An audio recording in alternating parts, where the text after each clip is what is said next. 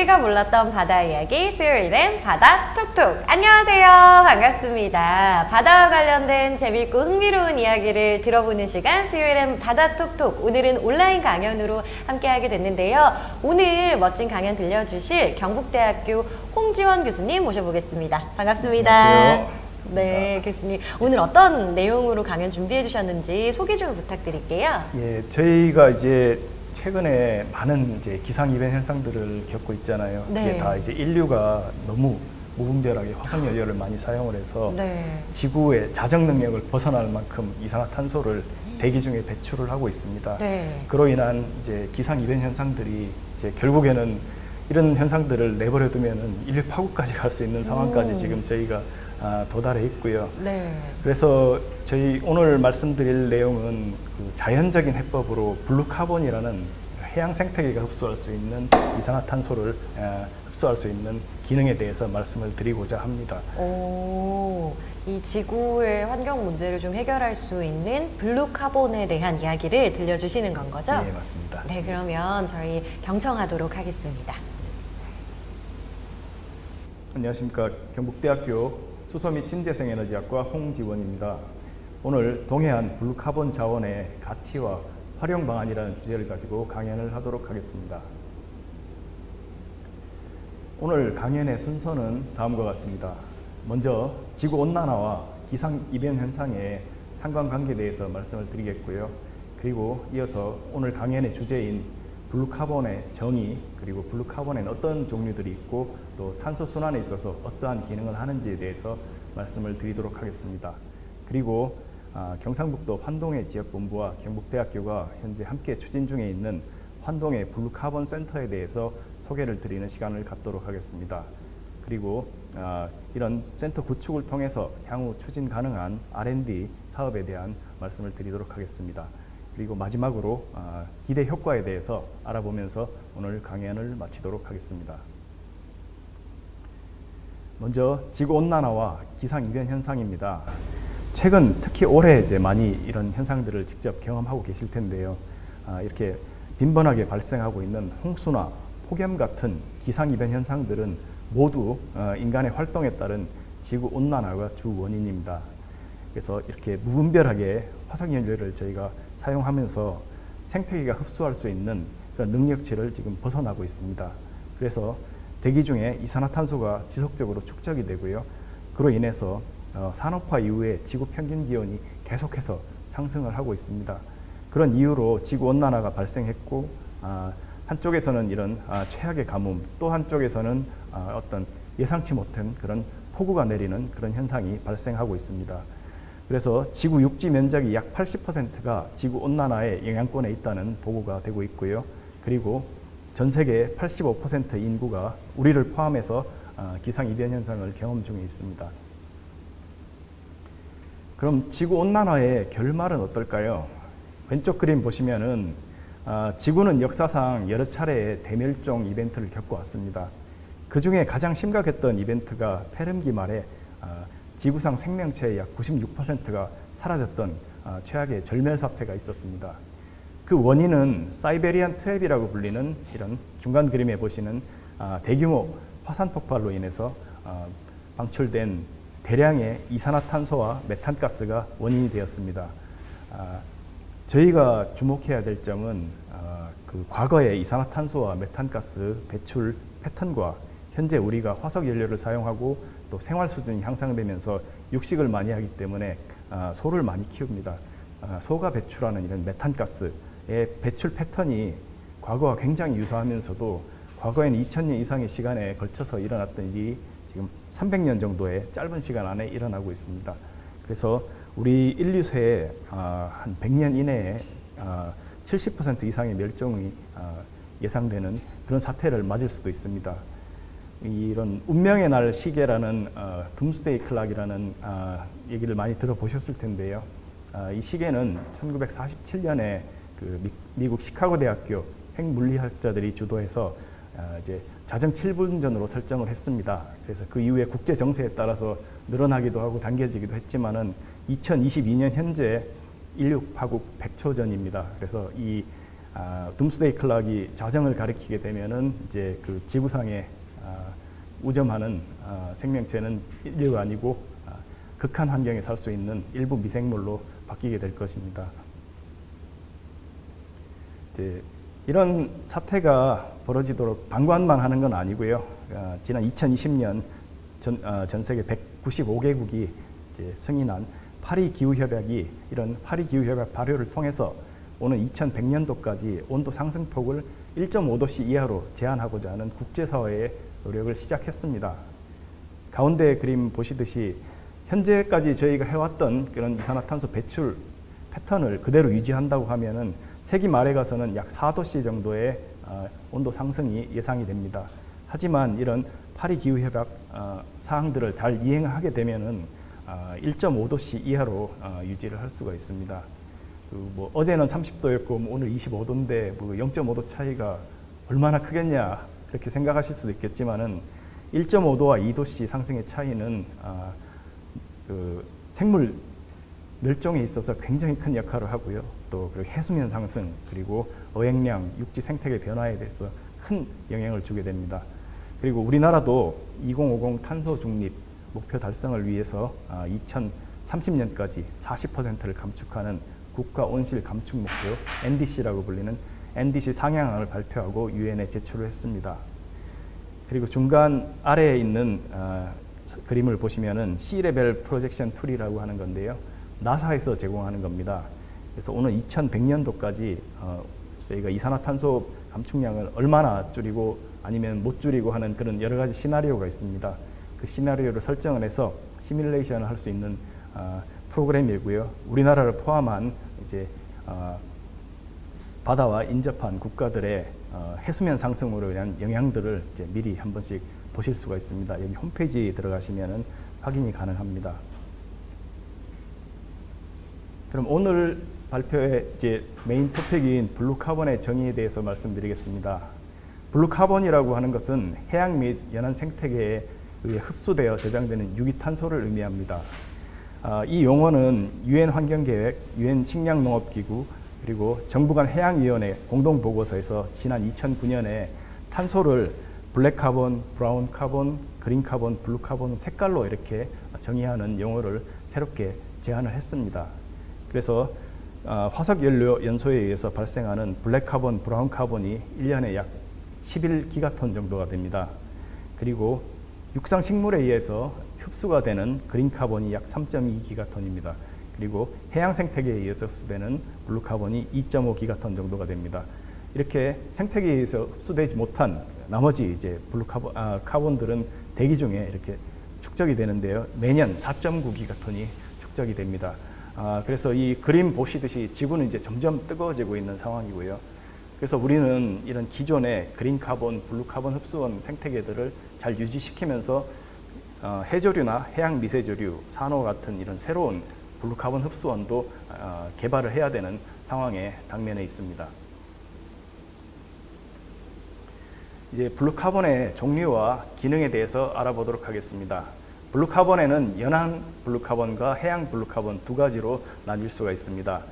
연안 블루 카본은 연안 서식 생태계의 퇴적물 형태로 장기 저장되는 유기탄소를 의미합니다. 그래서 IPCC라고 하는 기후변화에 관한 정부 간 협의체에서 공식적으로 인정하는 블루 카본 생태계는 열대지방에서 많이 볼 수 있는 맹그로브, 그리고 염생식물이 사는 갯벌, 그리고 잘피밭으로 대표되는 해초류, 이 세 가지가 이제 공식적으로 인정을 받고 있습니다. 이 세 가지고요. 그렇게 인정을 받을 수 있는 이유는 오른쪽 그림 보시듯이 육상 생태계에 의한 그린 카본이 저장할 수 있는 탄소량보다 탄소량과 비교해서 월등한 능력을 가지고 있기 때문입니다. 하지만 이런 연안 블루카본 자원들도 급격한 산업화와 도시화로 인해서 맹그로브 숲 같은 경우에는 약 35%, 염습지 같은 경우에는 67%, 그리고 해초숲 같은 경우는 29%가 사라진 것으로 보고되고 있습니다. 국내도 예외는 아니고요.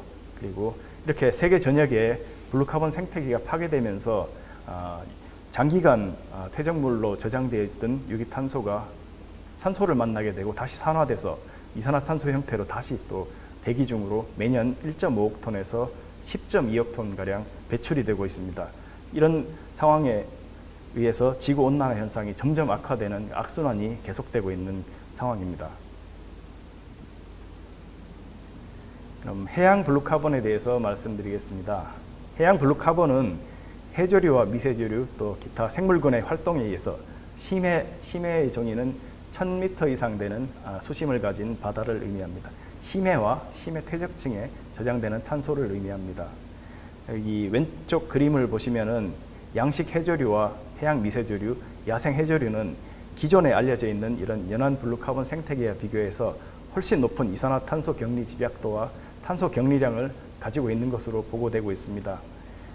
먼저 양식 해조류와 야생 해조류를 비교하면은 오른쪽 그림 보시듯이 해조류를 양식할 때는 굉장히 밀식을 하기 때문에 당연히 이제 단위 면적당 이산화탄소 격리 집약도가 높고요. 하지만 이렇게 양식을 할 수 있는 그런 위치가 많지 않기 때문에 전 세계적으로 봐서는 이런 양식 해조류보다는 야생 해조류가 훨씬 더 탄소 격리량에 큰 기여를 하고 있습니다. 그리고 식물 플랑크톤이라고 불리는 이 미세조류 역시 단위 면적당 이산화탄소 격리 집약도가 굉장히 높은데요. 이 오른쪽 하단 그림은 위성에서 바라본 해양 미세조류의 블룸이 일어난 사진입니다. 쉽게 설명드리면은 낙동강의 녹조 현상 같은 일들이 지금 바다에 이런 대륙만한 사이즈로 단시간에 벌어졌다고 생각하시면 되고요. 이 정도 이제 크기의 블룸이 일어나면은 엄청난 양의 CO2를 흡수를 한 상황입니다. 하지만은 현재 기술로는 CO2 흡수가 얼마나 되고 또 심해로 침강이 돼서 이제 얼마만큼의 탄소를 저장할 수 있는지 이제 정확하게 정량이 되지 않기 때문에 아직까지는 이제 블루카본 흡수원으로 인정을 받고 있지 못하는 상황이고요. 추가적인 연구가 필요합니다. 예, 이번 슬라이드부터는 이제 저희 경상북도 환동의 지역본부와 경북대학교가 현재 추진 중인 환동의 블루카본 센터 구축 사업에 대해서 말씀드리겠습니다. 위치는 포항에서 영덕 가기 좀 전에 있는 화진 해수욕장 위치고요. 약 2만 평 정도 규모의 연구 행정 교육을 담당하는 본동과 그리고 부석동, 배양동과 수중시설물 그리고 여러 기관이 함께 연구를 할 수 있는 이런 연구 협력동을 구축하려고 지금 추진 중에 있습니다. 그리고 경북대에서도 제3 캠퍼스로 경북대학교 해양 캠퍼스를 유치를 하고자 지금 추진 중에 있습니다. 이렇게 그 환동의 블루카본 센터가 구축이 된다고 하면은 추진 가능한 주요 R&D 사업에 대해서 다음 슬라이드부터 좀 말씀을 드리도록 하겠습니다. 첫 번째는 동해 토착 해조류 자원의 블루카본 흡수원 국제 인증 연구입니다. 해조류는 대부분 종이 단년생이기 때문에 여름에는 이렇게 녹아 없어지는데요. 녹아 없어진다고 해서 이게 사라지는 건 아닌데 그 IPCC에서 인증하는 이런 여러 가지 인정 기준 중에 퍼머넌트, 그러니까 영구적이지 않다는 이유로 현재까지는 블루카본 흡수원으로 인정을 받고 있지 못합니다. 하지만은 이렇게 왼쪽 그림 보시듯이 이산화탄소를 해조류가 흡수를 하고 또 흡수한 해조류 바이오매스가 해류를 타고 이동을 해서 심해로 침강되거나 아니면 유기탄소 형태로 해수에 저장되는 연구 결과들이 많이 발표가 되고 있습니다. 그래서 이런 연구를 수행하고자 하고요. 그리고 저희 동해가 이런 좋은 후보가 될 수 있는 이유는 서해와 남해와 비교했을 때는 서해 남해 수심의 최대 수심은 227m에 불과하지만 동해 평균 수심은 1.6km 정도가 되고요. 최대 수심은 약 4km 이상 됩니다. 그래서 동해 인근 연안 지역은 심해로 접근이 용이하기 때문에 이러한 장점을 보유하고 있기 때문에 해조류 블루카본 연구와 실증 사업의 최적 후보지로 생각하고 있습니다. 그래서 경상북도가 보유한 이런 해조류 블루카본 자원을 조사를 해봤는데요. 양식 해조류의 면적은 그렇게 많지 않습니다. 미미한 수준이지만 그 야생 해조류가 자랄 수 있는 그런 안반 지역이 굉장히 많이 발달이 되었기 때문에 연간 약 25,000톤 이상의 이산화탄소를 격리할 수 있는 잠재력을 가지고 있다고 저희는 판단하고 있습니다. 예, 그 다음으로는 이제 이런 동해안 토착 해조류 자원 중에 이산화탄소 고정률이 높고 바이오매스가 풍부한 갈조류인 미역, 모자반, 대황, 감태, 곰피 등을 이제 우선 대상종으로 선정할 예정이고요. 이렇게 바이오매스가 풍부하다는 얘기는 이산화탄소가 먹이가 돼서 이제 이산화탄소를 역시 많이 흡수를 할 수 있다는 능력을 보여주는 것입니다. 그래서 이런 우선 대산종을 선정하고요. 그리고 갯녹음에 대해서 좀 말씀을 드려야 되는데요. 이 오른쪽 그림이 이제 한국수산자원관리공단에서 조사한 갯녹음 사진입니다. 예전에는 이 지역이 이제 해조류가 이제 숲을 이루고 있었는데 이렇게 쉽게 말씀드리면은 바다의 사막화가 일어난 겁니다. 해조류가 살 수 없는 상황이 됐고요. 또 다른 사진을 보시면은 이렇게 그 해조류를 먹고 사는 성게들로 이렇게 덮여 있는 암석밖에 없는 이런 환경으로 변했습니다. 역시 이제 2014년도에 동해 갯녹음 현황을 한국수산자원관리공단에서 조사를 했는데요. 한 36% 정도가 심각한 갯녹음 현상을 겪고 있는 것으로 지금 보고가 되고 있습니다. 이런 갯녹음 심화 지역 중에서 블루카본 연구 최적지를 선정하고 그리고 다음 슬라이드에서 말씀드릴 친환경 소재 인공어초나 아니면 생분해성, 부유성 양식 구조물들을 설치해서 해조류를 이식하거나 야생 해조류가 자연 부착을 유도하고 탈락시켜서 이런 무산소 조건의 심해 침강으로 영구적인 탄소를 고정하고자 합니다. 그리고 이런 퇴적층을 샘플링해서 그 안에 있는 그 안정동위 원소라든지 원소 비율을 이용한 조류의 탄소 흡수량을 측정하고자 하고요. 이렇게 측정할 수 있는 이유는 육상식물과 또 그 해조류 그리고 해초류 그다음에 플랑크톤 모두 이제 이런 안정동위원소 비라든지 CN 레이시어가 모두 다 다릅니다. 그래서 기온을 측정할 수가 있고요. 측정을 할 수가 있지만은 가운데 중간 아래쪽 그림 보시듯이 이게 어느 정도 좀 오버랩되는 부분들이 있기 때문에 결과 해석이 좀 모호할 수도 있습니다. 그래서 가장 확실한 방법인 DNA 측정을 통해서 보조적인 수단으로 연구를 수행하고자 합니다.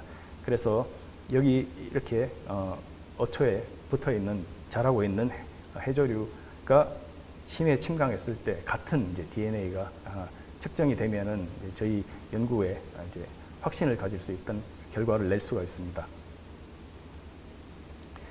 그리고 이 철강 슬래그에 대해서 잠깐 말씀드리겠는데요. 이 연구는 이제 포항산업과학연구원의 김영석 박사님께서 이 분야의 권위자시고요. 철강 슬래그라고 하는 것은 철강 제품 생산의 부산물입니다. 하지만 이렇게 모래 또는 자갈 형태를 띠고요. 그리고 독성이 없기 때문에 여러 가지 이제 원료로 활용이 가능합니다.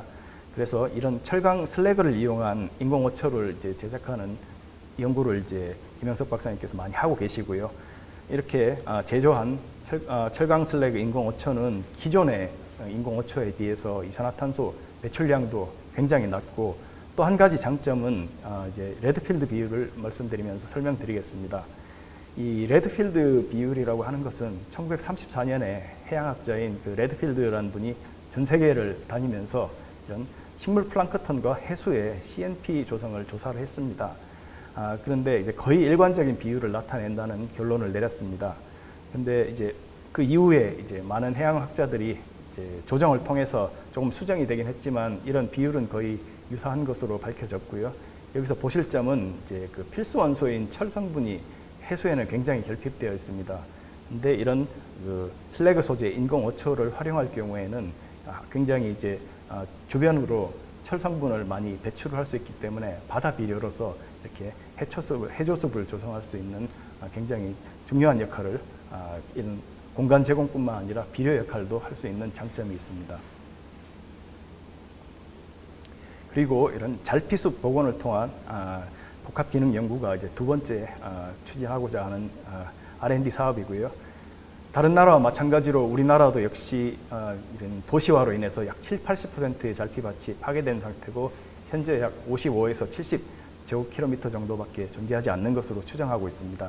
그래서 이런 잘피 종자를 채집해서 종묘를 발화시키고 육상에서 이런 종묘를 대량 배양하고 모조를 확보해서 이식을 통해서 서식지를 새롭게 조성한다든가 아니면은 기존에 파괴된 서식지를 복원하는 그런 연구를 수행하고자 합니다. 역시 그 한국수산자원관리공단에서 조사한 결과에 따르면은 우리나라 잘피 우점종은 거머리말이지만은 동해 연안의 우점종은 새우말과 개바다말로서 비교적 대규모 서식지 조성이 가능하다는 장점이 있고요. 그리고 잘피밭은 기존의 IPCC가 인증하는 블루카본 흡수원이기 때문에 조성하는 만큼 또 새로운 자연적인 이산화탄소 흡수원으로 인정을 받을 수 있다는 장점이 있습니다. 그래서 지금까지 말씀드렸던 이런 그 해조류와 잘피를 이용한 해양 생태계의 탄소 저장 모식도입니다. 그래서 우리가 배출한 CO2는 그린 카본 형태로 저장이 되기도 하고요. 바다로 와서 블루 카본 형태로 저장이 됩니다. 첫 번째로는 이 해초류에 의해서 체내 CO2로 고정이 되거나 퇴적층 내 이산화탄소가 고정이 될 수 있고요. 또 잘피 숲의 장점은 이런 해양 수질 정화까지 할 수 있는 그런 장점이 있습니다. 그리고 또 많은 해양 생물의 또 서식지가 될 수도 있고요. 그리고 저희가 이제 수행하고자 하는 이런 또 친환경 수중 구조물의 부착성 해조류 또는 부유성 해조류를 이용해서 탈락된 해조류가 깊은 바다로 침강해서 무산소 상태의 심해에서 CO2가 장기 저장되는 그런 메커니즘을 연구하고자 합니다. 그래서 신규 블루카본을 이제 IPCC를 인증받는 절차는 굉장히 쉽지는 않습니다. 하지만은 이제 저희가 이제 먼저 해야 될 점은 이제 객관적이고 과학적인 수치를 제시를 해야 되고요. 그를 위해서 이제 다양한 연구 결과를 발표해서 국제저널에 게재해서 이제 이런 일들을 알리는 것이 가장 중요한 선행 작업이라고 판단하고 있습니다. 그리고 세 번째는 이런 조류를 활용한 기술 상용화와 산업계에서 발생하는 온실가스 저감 연구를 하고자 합니다. 잘 아시다시피 동해는 이렇게 긴 해안선을 가지고 있기 때문에 이런 조류의 종 다양성이 굉장히 풍부합니다. 그래서 이런 다양한 해조류, 미세조류 종을 확보를 하고 형태적이나 분자적 그리고 생리 특성을 분석해서 많은 후보군들을 이제 확보를 하고자 하고요. 그리고 지역 내에 온실가스를 많이 배출하는 사업장과 연계를 통해서 조류자원의 고밀도 대량 배양을 위한 탄소원으로 활용하고자 합니다. 어차피 해조류나 미세조류는 이산화탄소를 먹이로 사용하기 때문에 대규모 배양을 하게 되면은 많은 양의 CO2를 고정할 수가 있습니다. 그래서 이런 카본 크레딧을 확보할 수가 있고요. 그리고 오른쪽 그래프 보시면은 우리나라 주요 기업들의 작년 온실가스 배출 부채입니다. 적게는 100억대에서 1000억대까지 이런 부채가 있습니다. 그래서 이런 사업을 통해서 이제 이산화탄소 배출권 판매를 통한 부가적인 수익 창출도 가능할 것으로 기대를 하고 있습니다. 그리고 생산된 이런 바이오매스를 이용해서 고부가 가치 천연물질, 바이오 플라스틱이라든지 나노 입자라든지 항산화 물질, 화장품 원료 같은 물질들의 생산 원료로 사용할 수가 있고요. 그리고 이런 유용물질 추출 후에 남은 찌꺼기는 또 그냥 버리는 게 아니라 현기소화를 거쳐서 바이오가스로, 바이오에너지로 또 다시 활용할 수 있는 그런 가능성이 있습니다. 그래서 순환경제를 이룰 수 있는 기반이 될 수 있다고 저희는 기대를 하고 있습니다. 그리고 마지막으로는 이제 해양교육센터 역할입니다. 지난 2020년도에 이런 해양교육문화법이 제정되었는데요. 이는 이제 해양자원과 해양과학기술 및 해양문화교육에 특화된 거점화를 추진을 하고자 합니다.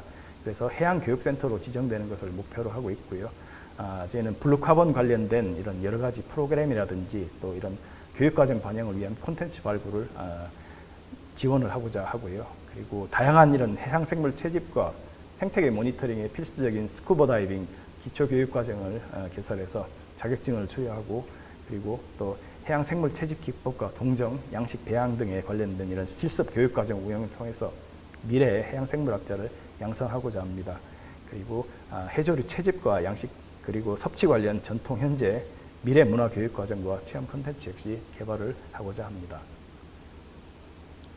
예, 마지막으로 기대 효과에 대해서 말씀드리겠습니다. 그 왼쪽 하단 그림 보시면은 이제 우리나라가 제출한 NDC 상향안인데요. 그 약 2.9억 톤 가까운 양을 이제 2050년까지 저희가 줄여야 됩니다. 이게 만만한 수치는 아니고요. 산업계뿐만 아니라 사회 전반에 걸쳐서 열심히 노력해야 달성 가능한 목표입니다. 그래서 우리는 이런 IPCC 동해안 해조류 자원의 IPCC 블루카본 흡수원으로 공식 국제 인증을 받아서 이렇게 국가 NDC 달성을 위한 해양 부분에 할당된 목표량을 기여를 하고자 합니다. 그리고 이런 블루카본 센터 인프라를 활용해서 시범 사업을 통해서 또 경상북도에서 현재 추진 중인 울릉도 탄소 제로 해조 마을과 해조 해초류 생물 다양성 센터 건립에 기반을 마련하고자 합니다. 그리고 또 환동해권 대학교들이 공동 활용 가능한 이런 해양 실습선 구축의 토대도 마련하고자 합니다. 작년에 갱신 NDC를 이제 우리나라가 제출을 했는데요. 그 중에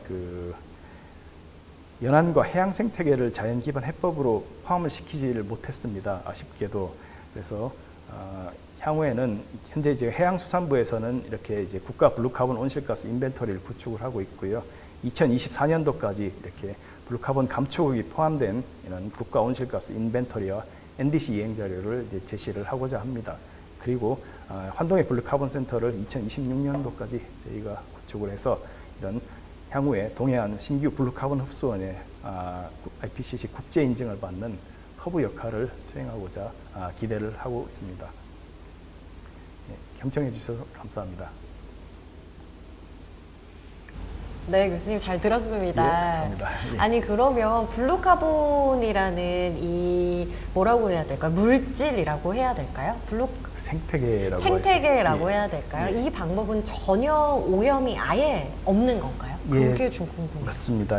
그 기존에 이제 많은 CCU라고 해서 CCU나 CCS라고 해서 카본 캡처 앤 유틸라이제이션, 카본 캡처 앤 스토리지라고 해서 많은 공정들이 개발되고 있고요. 분명히 중요한 역할들을 하고 있습니다. 하지만은 이런 시설을 만드는데 또 이산화탄소가 발생하고 그런 공정들을 유지하고 운영하는데 또 굉장한 코스트가 발생을 하거든요. 근데 해양 생태계를 이용하면은 자연이라서 다 무료고요.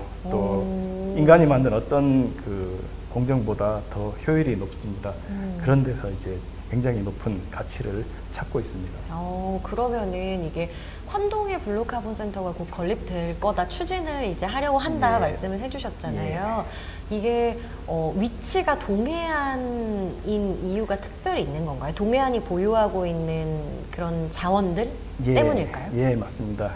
환동의 블루카본 센터 위치 선정은 이제 동해가 심해로 접근하기 쉬운 그런 지역적 특성을 가지고 있기 때문에 서해나 남해보다 훨씬 좋은 입지적 조건을 가지고 있고요. 그리고 또 동해 지역에는 또 주변에 이산화탄소를 또 많이 배출하는 사업장이 굉장히 많이 있기 때문에 연계해서 또 다른 연구도 충분히 많이 수행할 수 있는 그런 장점이 있습니다. 근데 이 블루카본이라는 자원을 우리나라에서 더 빠르게 개발을 하고 이게 더 많이 구축이 된다고 예를 들어서 한다면 우리나라가 이거와 관련된 좀 강대국이 될 수도 있는 걸까요?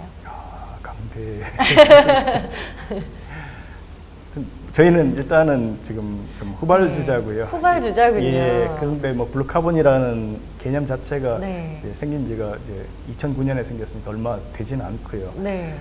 저희는 이런 많은 연구 결과들을 발표해가지고 국제 인증을 받을 수 있도록 노력하는 것이 저희 학계에서 할 수 있는 노력이라고 생각됩니다. 그렇구나. 아니 그럼 이걸 지금 보고 있는 학생 친구들이 있다면 블루카본에 대해서 나도 관심이 좀 있고 이거에 대해서 내가 공부를 좀 심도 있게 해보고 싶다라고 하면은 어떤 학과에 진학하면 좋을지도 좀 궁금하거든요.